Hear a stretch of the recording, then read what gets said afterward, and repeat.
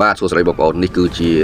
បញ្ហាគ្រោះថ្នាក់ចរាចរណ៍នៅក្នុងប្រទេសថៃដែលបង្កឡើងដោយអ្នកបើកបររថយន្តដឹកសាំងខ្វះការប្រុងប្រយ័ត្នធ្វើឲ្យមានហានិភ័យគ្រោះថ្នាក់ទៅដល់មនុស្សដែលកំពុងធ្វើដំណើរតាមដងផ្លូវម្ខាងទៀតនោះនេះហើយគឺជាការបើកបរដោយគ្មានភាពទទួលខុសត្រូវដោយការធ្វេសប្រហែសទើបបង្កឲ្យមានបញ្ហាគ្រោះថ្នាក់ដល់អ្នកដទៃដែលគេមិនបានដឹងអីទាល់តែសោះបាទសូមបងប្អូនទស្សនាហើយធ្វើការប្រុងប្រយ័ត្នទាំងអស់គ្នាបងប្អូនបើមានហានិភ័យបែបនេះកើតឡើងត្រូវជៀសឲ្យផុតធ្វើការជ្រែយ៉ាងម៉េចឲ្យបានរួចខ្លួនមួយពេលសិនទៅបងប្អូនទោះជាគ្រោះថ្នាក់យ៉ាងណាក៏ដោយថយសិនទៅទោះជាមានការប៉ះពាល់យ៉ាងណាក៏ដោយរួមគ្នាធ្វើការដោះស្រាយធ្វើឲ្យរួចខ្លួនមួយពេលនេះសិនទៅឲ្យបានពីព្រោះថាភ្លើងវាឆេះអត់ស្គាល់ថាអ្វីជាអ្វីទេបងប្អូនសំខាន់បំផុតគឺយើងធ្វើដំណើរតាមដងផ្លូវយើងតែងតែមានក្រុមគ្រួសារនិងកូនតូចៗនៅក្នុងឡាននិងសម្ភារៈមួយចំនួនជាច្រើនកុំមានការសោកស្ដាយត្រូវតែមានការបើកទ្វារឡានហើយជំលះរាល់មនុស្សដែល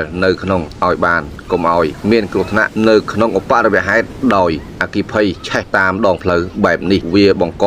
គ្រោះមហន្តរាយខ្លាំងណាស់បងប្អូនប៉ះពាល់ដល់អាយុជីវិតគឺជារឿងសំខាន់សូមអរគុណសូមបើកបរដោយមានការប្រុងប្រយ័ត្នទាំងអស់គ្នាកុំឲ្យមានការបង្កគ្រោះថ្នាក់ចរាចរណ៍សូមអរគុណ